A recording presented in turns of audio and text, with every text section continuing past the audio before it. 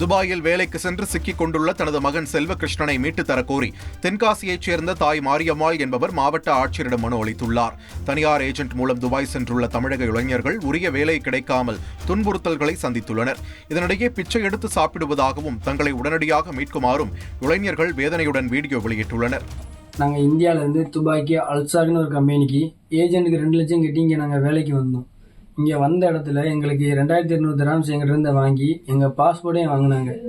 ஏன் பாஸ்போர்ட்டை வாங்கினீங்கன்னு நாங்கள் கேட்டோம். அதுக்கு எல்லாத்தையும் நாங்கள் வாங்குது அப்படின்னு சொல்லி சொன்னாங்க. சரி, நாங்கள் வேலைக்கு போனோம். வேலையில் ஒர்க் டார்ச்சர் அது நிறைய. இதை ஏஜென்ட்ட சொல்லல, ஏஜென்ட்டு தகாத வார்த்தையில் பேசி அவன் கொலை முயற்சிங்க அளவுக்கு பேசுகிறாங்க. எனக்கு எப்படியாச்சும் எங்களை ஊருக்கு அனுப்பிடுங்க. எங்கள் குடும்பம் ரொம்ப வறட்சியில் இருக்குங்க.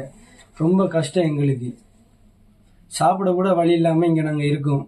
கிட்டத்தட்ட 1.5 மாதமாக கிடைக்க ஒவ்வொரு ஆள்கிட்டையும் பிச்சை எடுத்து நாங்கள் சாப்பிட்டுட்டு இருக்கோம் சார். முடிஞ்ச அளவுக்கு எனக்கு ஹெல்ப் பண்ணி ஊருக்கு வர்றதுக்கு வழி பாருங்களேன். நான் உங்களை கெஞ்சி கேட்டுக்கிறேன். அலாவுதீன் நாட்டை காப்பாற்ற போராடும் சாமானிய இளைஞனின் சுவாரஸ்ய கதை தினமும் இரவு 8 மணிக்கு.